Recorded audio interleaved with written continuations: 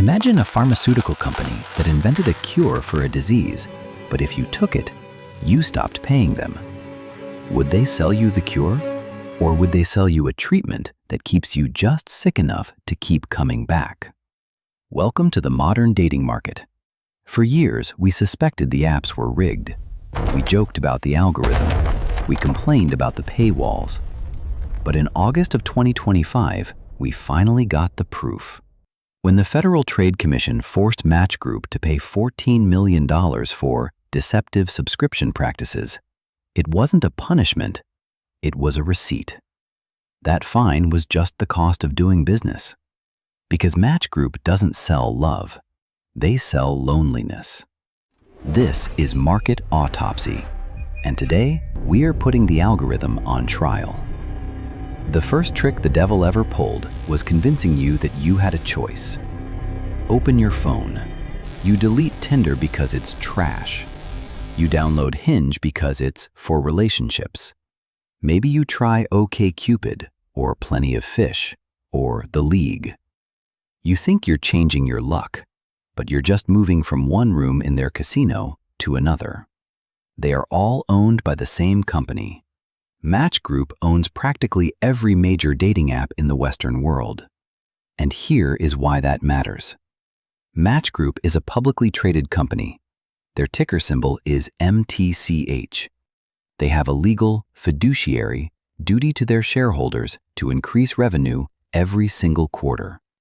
Now ask yourself, how does a dating app make money? They make money when you are single. If you find a partner, you delete the app. You stop paying the $15 monthly subscription. You stop buying the super likes and the roses.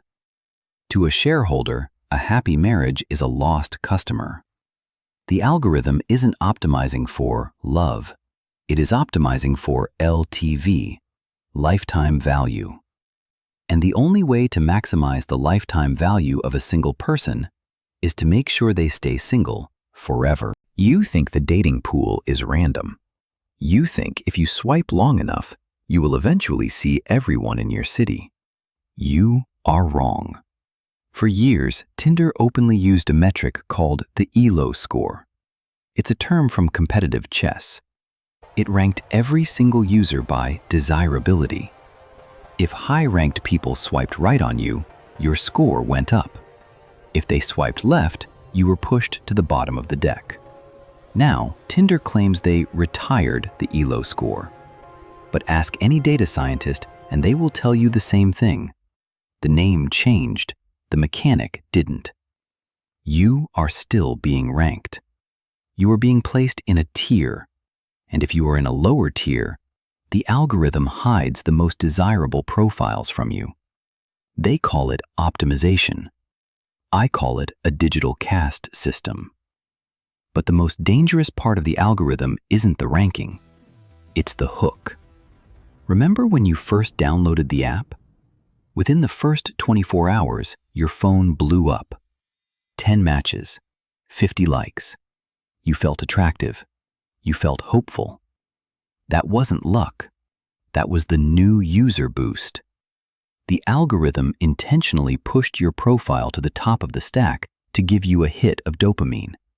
They gave you the first taste for free. But after 48 hours, what happened? Silence. The matches stopped. The likes dried up.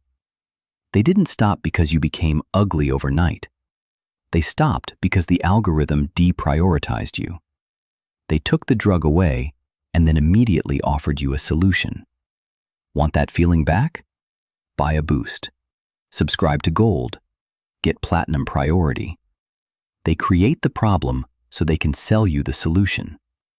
And nowhere is this more obvious than on Hinge.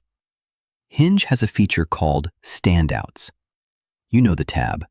It's where they hide all the people who are actually your type. You can't like them with a regular like. You have to send a rose.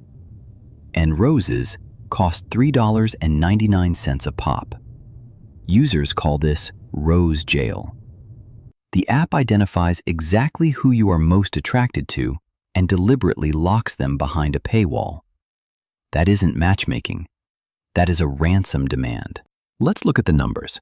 Hinge's slogan is, "The app designed to be deleted."